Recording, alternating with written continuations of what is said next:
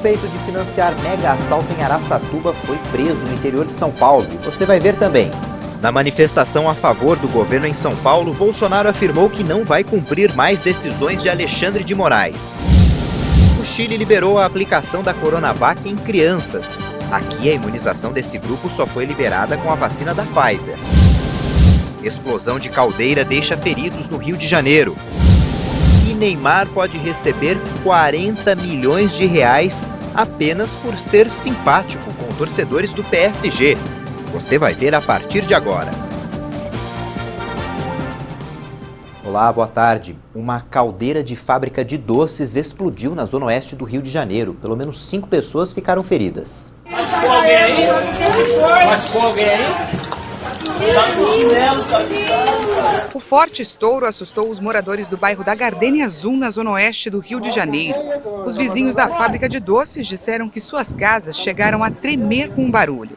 A explosão na caldeira levantou muita poeira e cacos de vidro. Algumas pessoas se machucaram, mas sem gravidade. O impacto da explosão derrubou o muro de um condomínio e arrancou esquadrias. Os moradores contaram que portas e janelas foram arrancadas com a explosão e 20 apartamentos ficaram danificados. Segundo a prefeitura, o condomínio não corre risco de desabar. A Defesa Civil garantiu que não houve dano estrutural e os moradores estão em segurança. Em 3 dias, mais de 1 tonelada de peixes mortos foi retirada do Ribeirão Guaraú, um dos afluentes do rio Tietê que passa pela cidade de Salto, no interior paulista. A Secretaria Municipal do Meio Ambiente confirmou que os peixes migraram para o córrego após ter faltado oxigênio no rio Tietê. O local ficou com água escura por conta da abertura de 2 barragens em Pirapora do Bom Jesus, também no interior paulista. Com a chuva, as barragens de geração de energia precisaram ser abertas para evitar inundações. A lama que fica represada no local desceu. Um técnico da CETESB foi ao local para coletar amostras da água para análises. Os resultados devem ficar prontos em aproximadamente 10 dias. Atos para celebrar o Dia da Independência e em apoio ao governo federal foram realizados em todas as regiões do país. Em São Paulo, o presidente Jair Bolsonaro disse que a partir de agora não vai cumprir as determinações do ministro do Supremo Tribunal Federal, Alexandre de Moraes. Uma multidão vestida de verde e amarelo tomou a Avenida Paulista no Dia da Independência. As cores da bandeira estavam por toda parte, nas roupas, nos rostos e nas faixas. Elas simbolizavam o apoio ao presidente da República. A nossa bandeira jamais será vermelha! A nossa bandeira jamais será vermelha! São Paulo realizou o maior ato pró-Bolsonaro do país no feriado de 7 de setembro. Muitas faixas e cartazes lembravam algumas pautas defendidas pelo presidente, principalmente críticas ao STF, o Supremo Tribunal Federal.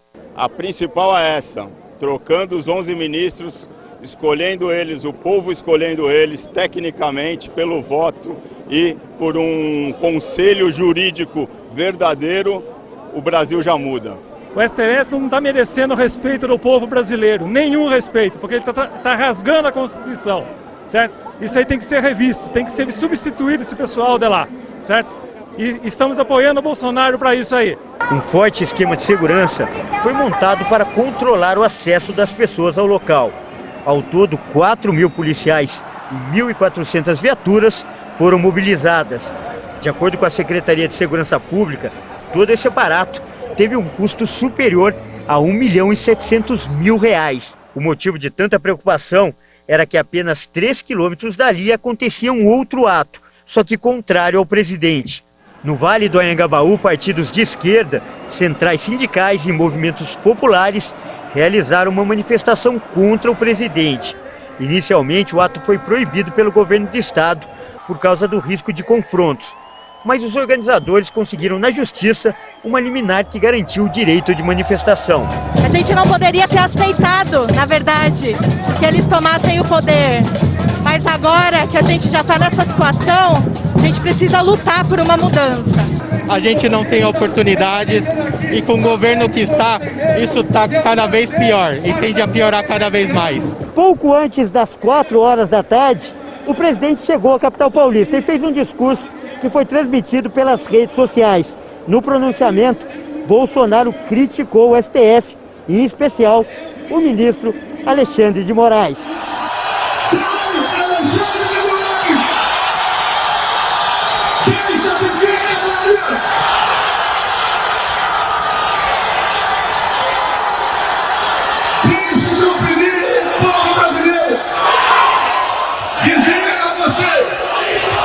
Qualquer decisão do senhor Alexandre de Moraes, esse presidente não vai cumprirá.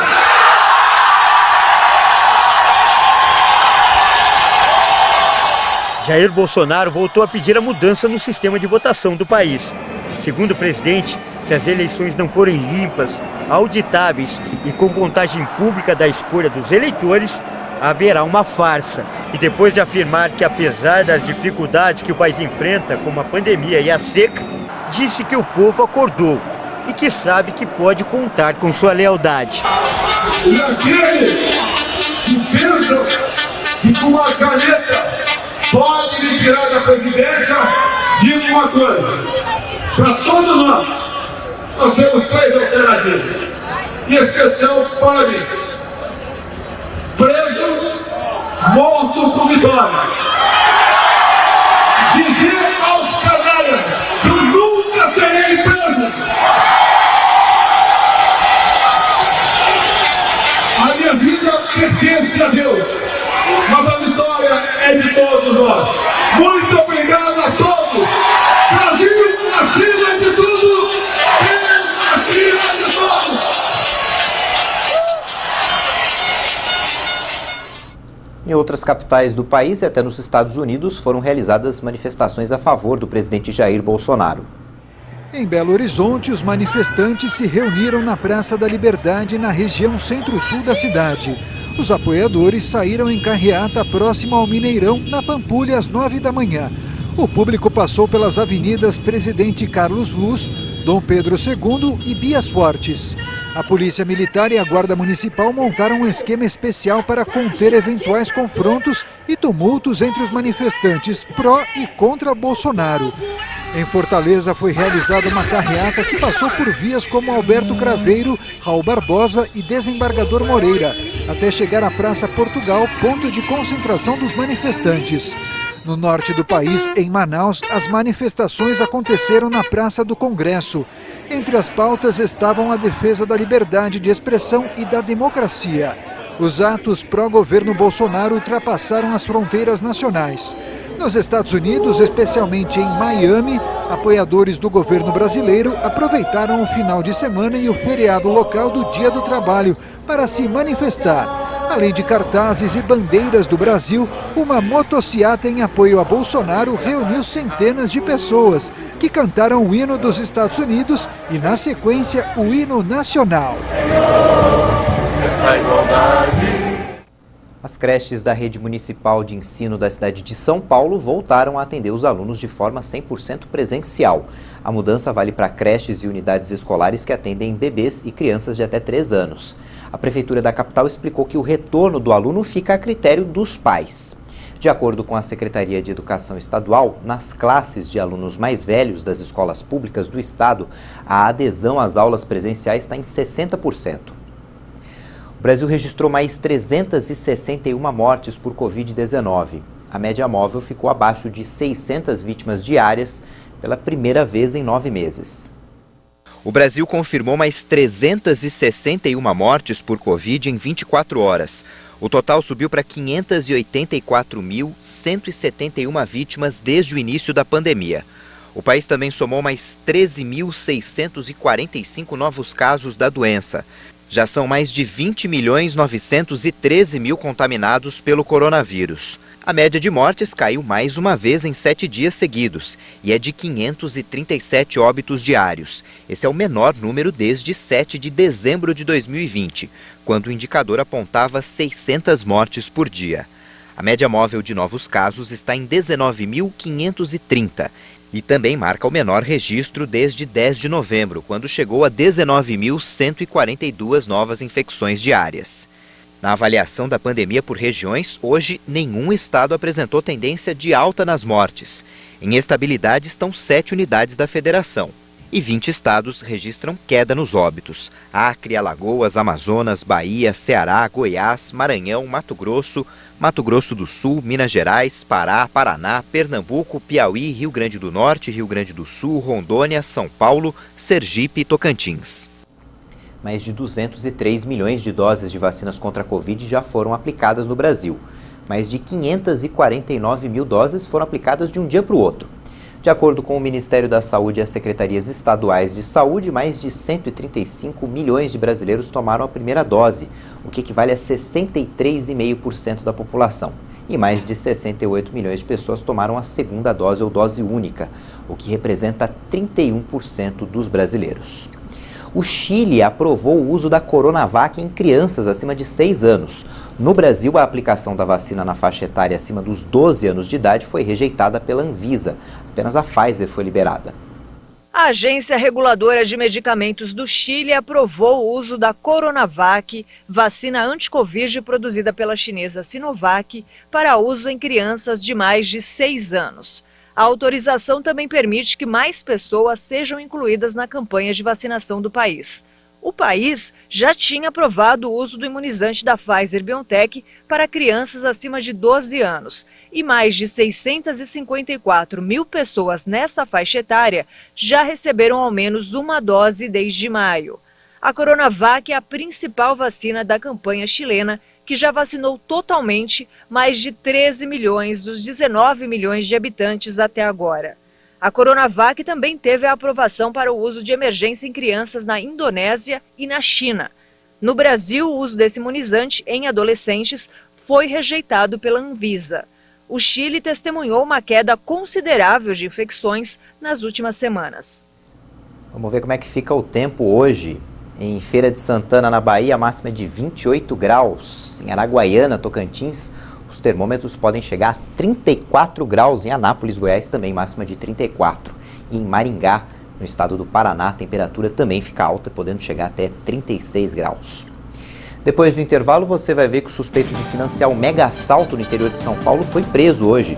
E também você vai ver que Neymar pode ganhar 40 milhões de reais só por ser simpático com os torcedores do PSG. Até já!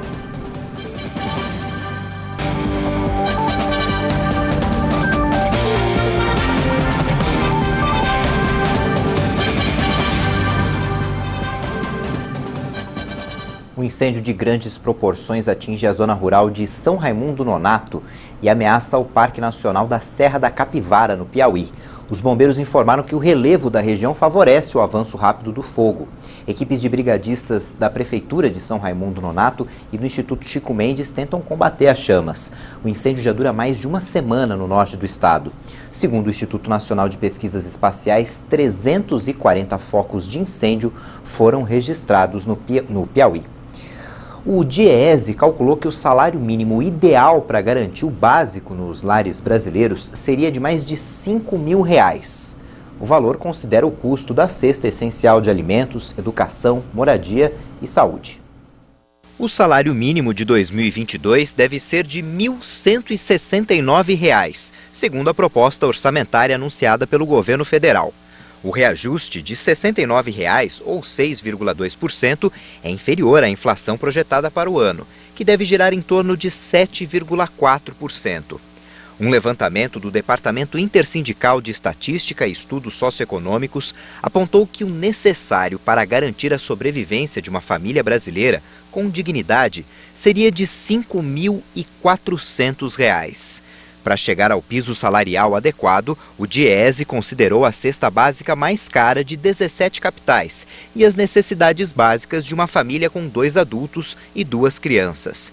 Entre os itens considerados estão alimentação, educação, moradia, saúde e transporte. Desde 2019, o piso nacional passou a ser corrigido apenas pelo Índice Nacional de Preços ao Consumidor, para preservar o poder de compra do salário mínimo. Mas a decisão não trouxe ganho real à remuneração dos profissionais. A Polícia Civil prendeu o suspeito de financiar o mega assalto em Araçatuba, no interior de São Paulo, no último dia 30. Um mega assalto que deixou 3 mortos e 5 feridos. Paulo César Gabrir, de 33 anos, foi preso em Sorocaba, também no interior de São Paulo. De acordo com a polícia, ele já tinha passagens por roubo e homicídio. Junto com Paulo, a polícia apreendeu 2 carros de luxo, documentos relacionados ao crime organizado, que indicam atividades dele em vários estados. Outras 2 pessoas também foram presas, a mulher de Paulo e outro suspeito, ambos com passagens pela polícia. Os 3 devem responder por organização criminosa. Agentes do Departamento de Investigações Criminais informaram que a logística da ação teria custado R$600 mil. Ontem, um terremoto de 7,1 graus de magnitude sacudiu o centro e sudeste do México. O presidente do país, Andrés Manuel López Obrador, disse que não foram registrados danos graves. De acordo com o Centro Sismológico Nacional, o terremoto aconteceu às 8h47 da noite, no horário local, e teve epicentro 11 quilômetros ao sudeste de Acapulco. Turistas que estavam na cidade saíram dos hotéis assustados. Alguns tremores secundários de magnitude 4 a 5 graus foram registrados também. Pelo menos 41 detentos morreram e dezenas ficaram feridos em um incêndio na madrugada de hoje em uma prisão na Indonésia. O fogo começou de madrugada na prisão de Tangerang, a oeste da capital Jacarta. O Ministério da Justiça informou que as chamas atingiram uma área com dezenas de presos. As chamas se espalharam rapidamente. O fogo se concentrou em uma ala do centro penitenciário em que estavam detentos condenados por tráfico e consumo de drogas. As autoridades investigam as causas do incêndio, mas suspeitam de um curto-circuito. Segundo os dados do Departamento Penitenciário, o local abriga 2.000 detentos, mas a capacidade é de apenas 600. 3 semanas depois de tomarem o poder, os talibãs anunciaram os principais ministros que formarão o novo governo no Afeganistão. Mohammad Hassan Akhund vai liderar o governo talibã no Afeganistão. Natural de Kandahar, berço do grupo, o novo primeiro-ministro afegão foi aliado próximo e conselheiro político do fundador do movimento e líder supremo Mullah Omar. O cofundador Abdul Ghani Baradar vai ser o número 2 do novo executivo.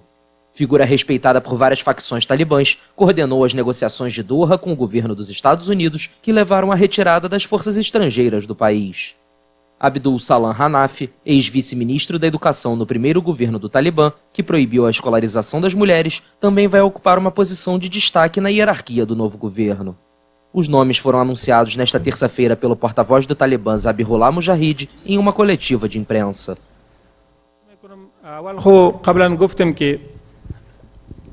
Todas as agências governamentais ainda não foram anunciadas. Alguns cargos de ministério, diretores e deputados permanecem vagos. Esforços estão em andamento para preenchê-los. Também estão sendo feitos esforços para que pessoas de diferentes regiões e de todo o país possam desempenhar um papel nisso.